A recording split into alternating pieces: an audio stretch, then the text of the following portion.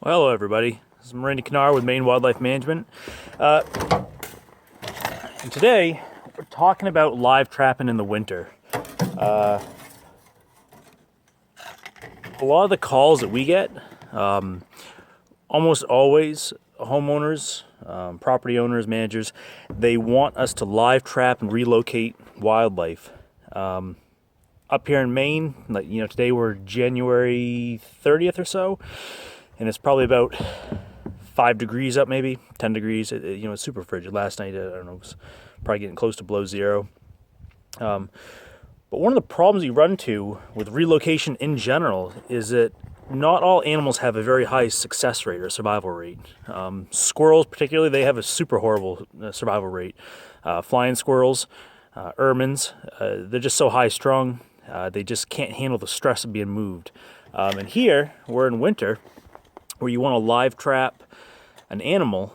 We'll take, for example, most cases, you have a hole in the side of your house, and you take like one of these, you can take, for example, one of these one-way doors that have these flanges, and you can screw this over that hole. The animal comes out. A lot of times what you can do is you can combine it with a live trap. Oh, this one's actually the wrong one for this trap. This is just a hair too big for it. But you get one that'll slide in there, and you can take your trap off. Well, if it comes out during the day or in the evening, you've got an animal sitting inside this cage up on a roof where it's exposed in a metal cage with the element, with the freezing temperatures and the wind just whipping through it. If it doesn't die, it's going to wish it was, probably, because it's going to be put through so much suffering. You can put little pieces of carpet in here. You can try to wrap it to keep the wind off it. But if an animal's used to going inside your house and wrapping up in your insulation, you're essentially still setting up for suffering, right? It's just like if you have a pet that you keep inside your house all winter and then you throw it outside all day long, some random cold day in the winter, it's going to have a hard time. It'll probably survive. It'll probably make it, but it's not going to be happy. And it could possibly perish. So then you run into the situation of trying to relocate it and take it someplace. Well, with some things like squirrels, where they already have such a low sorry about the cat. They have such a low survival rate anyhow. They have to go to new territory and find food. They have to find water. They have to find shelter, and they have to compete with other competitors in the area. When you're talking about survival, you move a squirrel that relies on its cachet and its whole network of resources that's acquired during the summer. It knows where all the dentries are. It knows where all its little cache of nuts are. It knows where the other competitors are. It's kind of staked out its area, its territory. You dump it into a new area in the best of conditions, and it has a lot of work ahead of it. Do that in the middle of the winter. It could be freezing the next few days. All of a sudden, tomorrow we get a foot of snow, and then it's trying to wade through all that snow and get wet and cold, and it's just a mess, right? You're just setting an animal up for failure. So, in situations like that, one of the most humane options you have is to actually lethally remove them. And I think some of my other videos, we show some of the traps we use for that. If it's mild out, we do use live traps, and there's certainly a situation for them.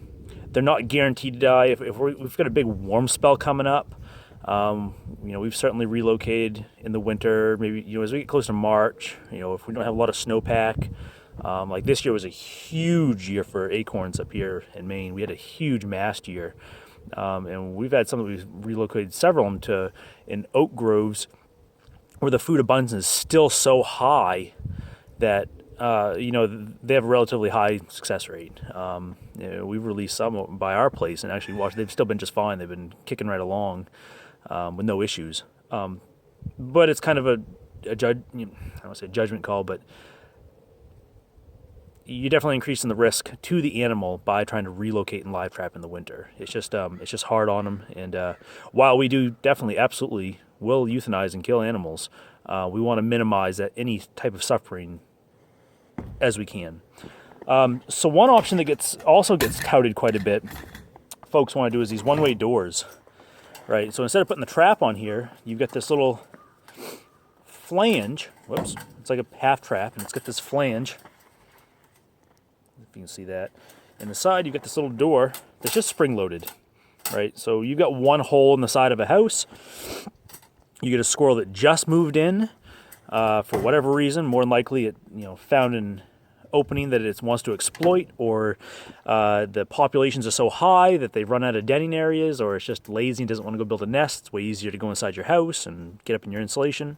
Whatever the case may be.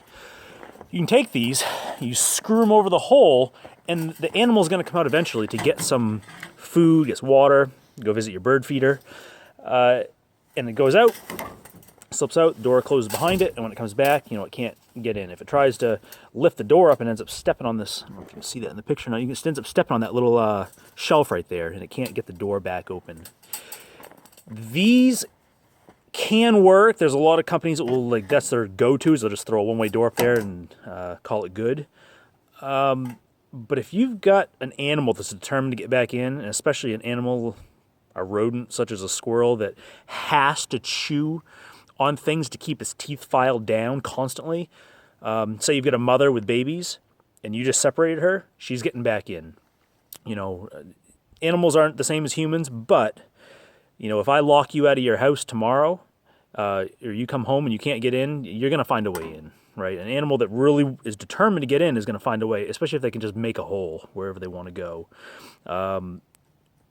Or what might sometimes happens is you get a squirrel where you've just kind of scared them for a while. They've really been checking out the place. They're recognizing that place is a safe space, and they've adjusted to knowing it, but they're not 100% committed to it. You put this one-way door on, they go out, and they just take off for a week or two. It doesn't have to necessarily be the middle of winter. It could be any time of the year.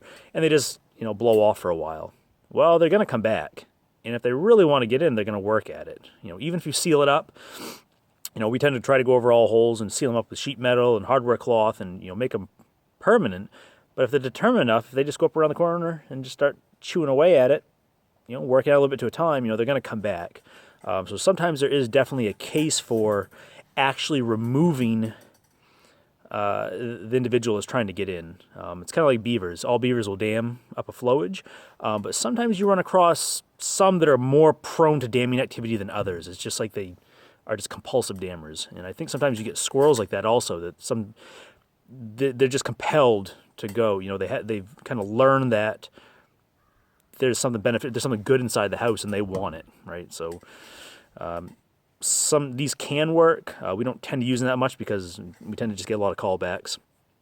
Sure, we fix a problem short term, then a couple weeks later they're saying, hey, they're back. We end up just having to go back and do the job twice, more often than not.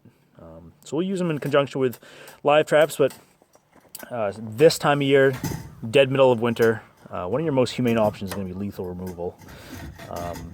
If you're choosing a live trap, just be aware you may be doing more harm than good to the individual. So if you're someone who cares about wildlife and wants wildlife around, just doesn't want them in your house, doesn't mean you should be just causing the animal undue suffering for your own benefit. That's kind of what we're getting at. If you have any questions, or you need help, or you need a professional to go out there and actually take care of the problem for you, or give you just some advice, we certainly don't mind helping out. So I hope this was useful, and we'll talk to you guys later on. Thanks.